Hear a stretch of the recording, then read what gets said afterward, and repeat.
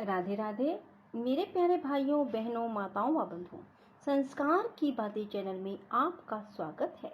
बंधुओं, आज अमावस्या के दिन मैं आपको सुनाने जा रही हूँ अमावस्या की कथा।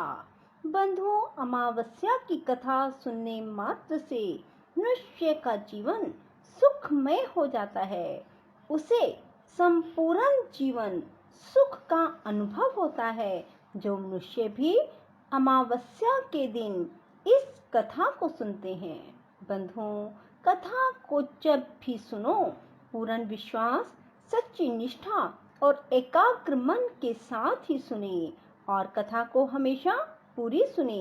बंधुओं, तभी आपको पूर्ण सुख की प्राप्ति होगी। बंधुओं, यदि आपने हमारे चैनल को अब तक सब्सक्राइब नहीं किया तो जरूर करें और बेल आइकन दबाना ना भूलें, ताकि आपको हमारी आने वाली सभी वीडियोस की जानकारी सबसे पहले हो सके। बंधुओं, वीडियो को पूरी सुनने के बाद कमेंट बॉक्स में विष्णु भगवान की जय, शिव शंकर भोलेनाथ की जय अवश्य लिखें। बोलो विष्णु भगवान की जय हो, शिव शंकर भोलेनाथ की जय हो। एक नगरी में एक राजा राज्य करता था। उसकी प्रजा एवं परिवार सभी खूब आनंद से जीवन बिता रहे थे। राजा की रानी बहुत ही धार्मिक विचारों की थी और वह प्रजा से भी बहुत प्रेम करने वाली थी।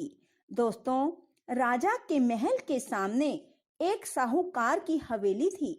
राजा की रानी और सेठ की पत्नी में बहुत गहरी मित्रता थी। रानी सारी प्रजा से बहुत प्रेम करती थी। एक दिन साहूकार की हवेली से साहूकार की पत्नी के रोने की आवाज आने लगी। साहूकार की पत्नी बहुत जोर से विलाप कर रही थी। रोने की आवाज जब रानी ने सुनी तो उसने अपने पति से पूछा कि ये रोने की आवाजें कहाँ से आ रही हैं और जो भी है वो क्यों रो रहा है। तब राजा ने कहा, सेठ का पुत्र मर गया है। तो सेठ की पत्नी अर्थात लड़के की माँ बहुत दुखी है और वह जोर जोर से विलाप कर रही है। तब रानी ने कहा कि दुख क्या होता है। उसने राजा से कहा, महाराज, वह क्यों रो रही है। राजा को समझ नहीं आ रहा था कि रानी को किस प्रकार समझाऊं कि दुख क्या होता है। रानी फिर से बोली। जब राजा ने रानी से कहा, जब तुम्हारा बेटा मरेगा तो तुम्हें मालूम हो जाएगा कि दुख क्या होता है।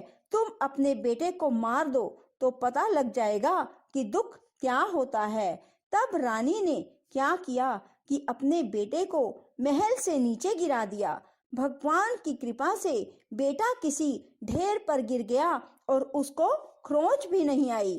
तब रानी अपने कुंवर को देखने नीचे आ रही थी कि उसने देखा कि उसका बेटा सामने से आ रहा है। यह देख राजा भी दंग रह गया कि इतने ऊपर से गिरने के बाद भी उसके बेटे को खरोंच तक नहीं आई। रानी ने फिर राजा से पूछा, महाराज, दुख क्या होता है, बताइए ना, दुख क्या होता है। तब राजा ने कहा कि पड़ोसी राजा के सैनिक युद्ध कर रहे हैं और मैं भी युद्ध में अकेला ही लड़ाई लड़ने के लिए जाऊंगा और जब मेरे मरने का समाचार सुनोगी तब तुम्हें दुख का एहसास हो जाएगा। तब राजा ने युद्ध के लिए प्रस्थान किया, लेकिन भगवान और अमावस माँ की कृपा से लड़ाई जीतकर राजा अपने घर वापस आ गया। अब राजा को भी आश्चर्य होने लगा कि क्या कारण है कि रानी को मैं एहसास ही नहीं करा पा रहा कि दुख क्या होता है। तब राजा ने रानी को बुलाकर कहा कि अब हम गंगा माँ की यात्रा के लिए जाएंगे, तुम तैयारी शुरू कर लो। वहां जाकर मैं गंगा जी में कूद जाऊंगा, तब तुम्हें दुख का एहसास जरूर होगा और तुम्हें पता लगेगा कि दुख क्या होता है। तब रानी ने गंगा यात्रा की तैयारी शुरू की और आवश्यक सामान और भोजन सामग्री की तैयारी कर ली। तब उन्होंने यात्रा के लिए प्रस्थान। कैलाशपति से कहा कि सती, आज मैं कलयुग में तुम्हें सुखी आत्मा के दर्शन कराऊंगा। शिव जी ने बकरे का और पार्वती ने बकरी का रूप धारण किया और वे दोनों एक बावड़ी के पास घास चरने लगे। इतने में राजा रानी की सवारी वहां आई और रानी ने सुंदर छाया और बावड़ी को देखा और कहा कि हम यहीं जलपान और विश्राम करके ही आगे बढ़ेंगे। तब राजा रानी ने वहां जलपान किया और विश्राम किया और फिर राजा पानी लेने के लिए बावड़ी में चला गया। बकरी के रूप को धारण किए हुए पार्वती माता ने शिव जी से पूछा, स्वामी, इस रानी को दुख देखना है तो वह किस प्रकार दुख देखेगी? इसे दुख क्यों प्राप्त नहीं हो रहा है? रानी ने बकरा बकरी को मनुष्य की भाषा में बोलते हुए सुना। उसने सुना शिव जी माँ पार्वती से कह रहे थे कि इसने अमावस का व्रत किया था, इसलिए इस जन्म में रानी बनी और सुख का आनंद ले रही है। ये राजा गंगा में भी नहीं मरेगा। तब रानी ने उनकी बातें सुन ली। तभी राजा पानी लेकर आया तो रानी ने राजा को सारी बातें जो शिव पार्वती में हुई थी उन्हें बता दी। तब वे दोनों वापस अपनी नगरी को चले आए। राजा ने अपनी प्रजा को अमावस के व्रत करने की आज्ञा दी। राजा ने कहा कि जो भी अमावस का व्रत करेगा उसे कभी भी कोई दुख उठाना नहीं पड़ेगा। इसलिए सभी मनुष्य को हर अमावस का व्रत जरूर करना चाहिए। राजा खुद भी अमावस की पूजा करता और कथा करता। दोस्तों, ये व्रत जिस दिन शुक्रवार हो और अमावस हो उस दिन शुरू करें। शुक्रवार की अमावस को शुरू करके 21 अमावस तक व्रत करें। पहले 5 अमावस्या को गेहूं और लाल कपड़ा दान करें।